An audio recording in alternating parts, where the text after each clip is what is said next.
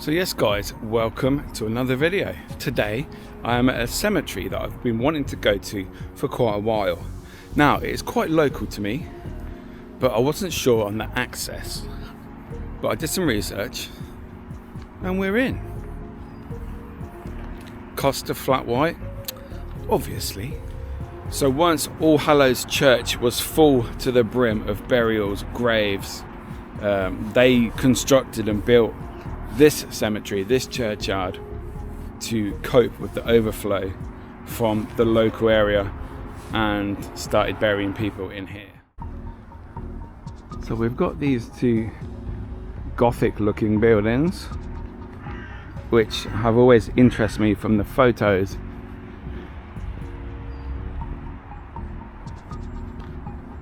They look pretty cool, I think.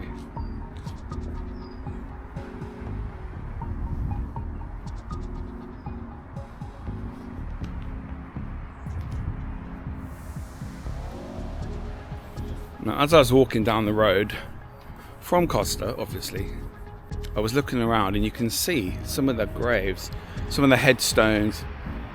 They're very old, very unique looking. So we're just gonna have a little walk around, see what's here, see what dates we can find. So yeah, we've got some of these old metal railings, which is pretty cool.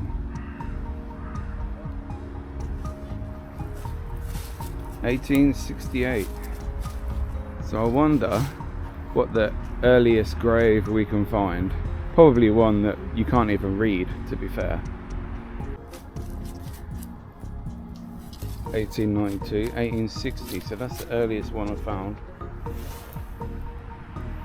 1860, Anne Robinson. You are the weakest link, goodbye. Now obviously the main road is just there, as you can see, lots of traffic. So it might get a bit noisy, I do apologise. I mean, some of these like this you might not even be able to see. 1913, 1874, right? So 1860 is the oldest one we've found. 73, 74. So like in my cemetery, they buried in sort of time and year order. Oh, that was quite cool.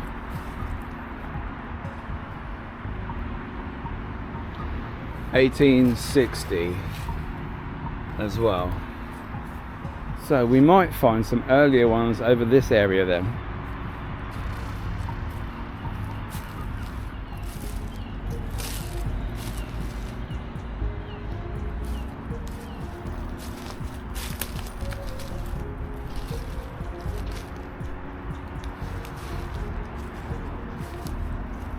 (1863), 1880. So these look quite old as well. 1890, 1877. Okay. 1855.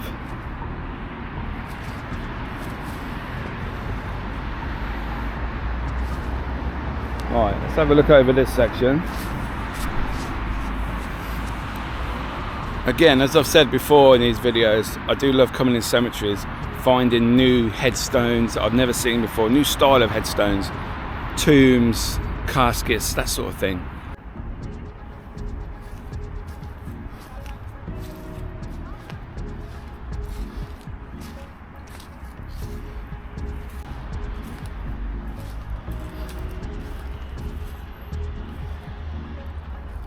Wow. These are just amazing. This is definitely an old Gothic style cemetery, in my eyes anyway. But another example of a strange headstone, one you don't normally see. I mean, look at that, that's quality. 1827. There you go, 1827, 1832. I don't know if you can see that on there. Wow.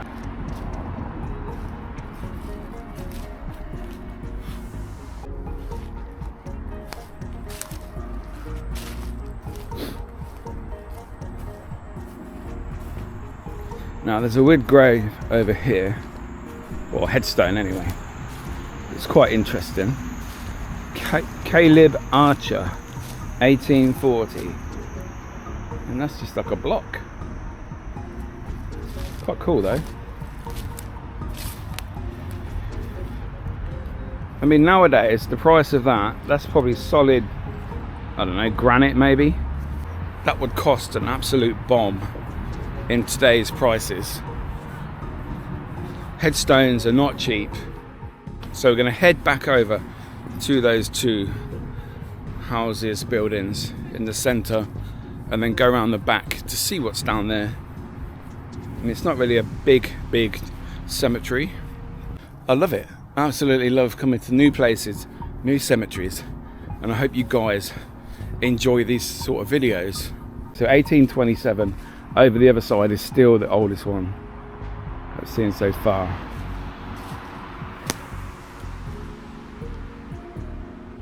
There are definitely lots of old graves in this cemetery.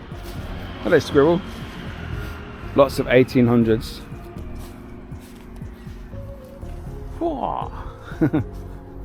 Wow, what's happened to that headstone?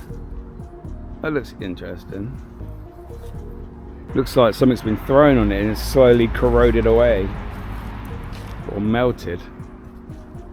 1877.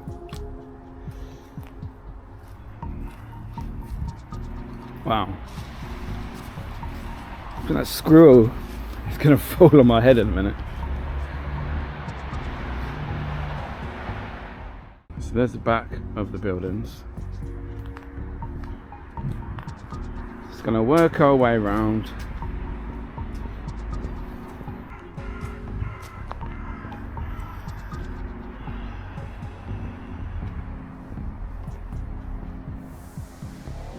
I wonder if these buildings are still in use. So, have you guys got a local cemetery that has some very interesting headstones, graves, maybe some famous people in?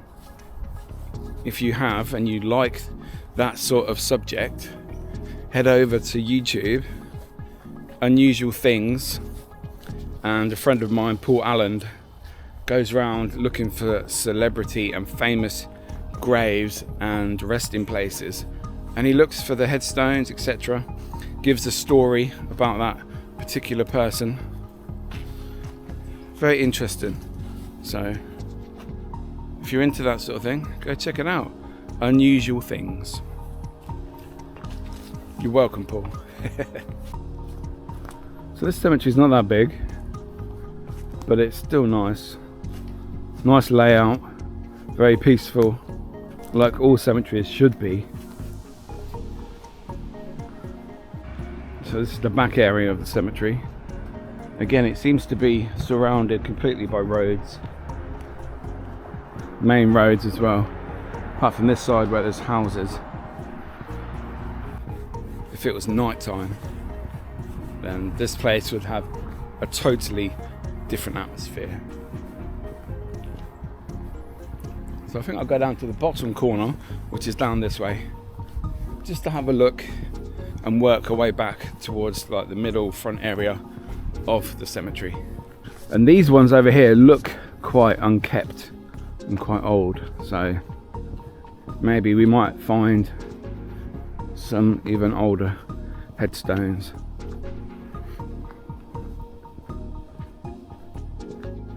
Uh, 1900s,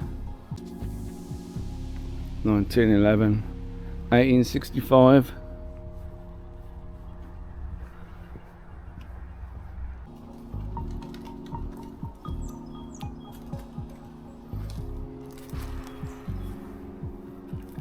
(1914), but these are definitely overgrown. I mean, look at these. Look at the ivy just taking over. These are probably like family plots, or these big square areas. they would all be buried inside of that area. But definitely overgrown and unkept. But as you go around, you can see different areas of like headstones. You have traditional sections, curb sets, you have lawn section, ashes, things like that. So you have different choice of like headstone. 1887.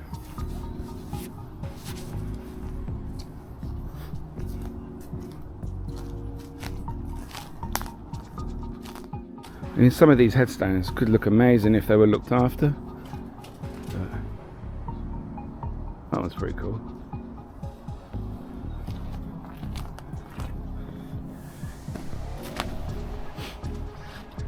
Oh wow, that one is cool.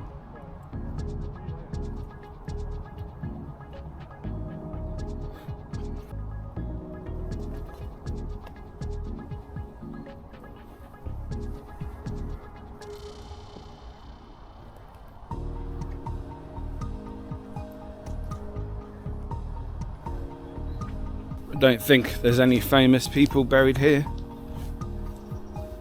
I'm sure there's lots of important people buried here in their own right.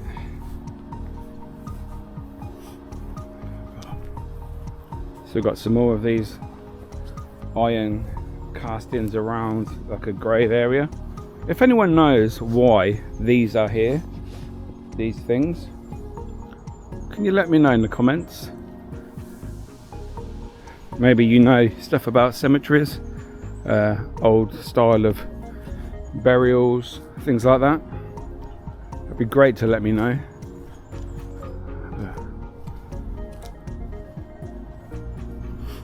Oh, this is quite interesting.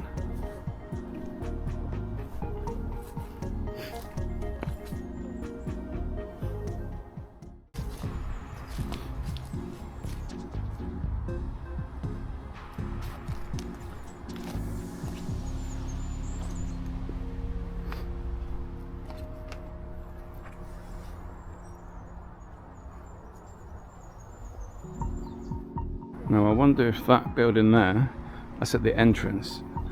They used to have like a caretaker who would like live on site to look after, open up, you know, the cemeteries. Who knows? That's sort of what I'm guessing, but you never know. John Ascham, shoemaker poet, 1825 to 1894. So this is like a heritage trail in here. So obviously that's been sealed shut. You can't get in there.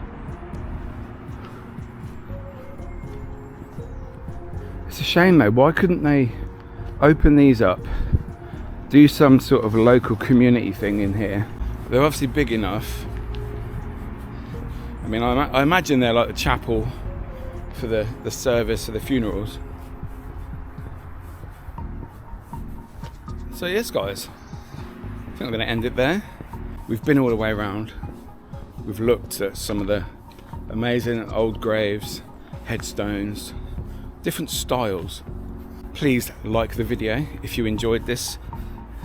Consider subscribing if you like this sort of content. I will see you in the next video. See you later guys.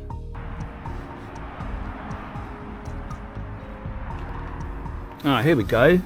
I was saying earlier, the most famous grave in this cemetery belongs to the local poet John Ascham, 1825 to 1894. He was born into a poor family and as a child had to work in his father's shoemaking shop. He therefore received very little education and later in life taught himself to read and write. In 1871, Northampton elected him to the city's first school board. Wow. He was also a schoolmaster, a journalist, and secretary to the library housed in the Corn Exchange.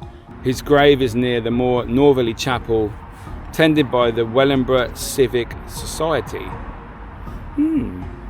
So his most famous poem, Work While It Is Day, reads, "What though we toil in pain, 'twill not be all in vain. Haste then the good to gain, night cometh on. What though grief rack the breast, doth there not come a rest? Let us then do our best, night cometh on. There you go.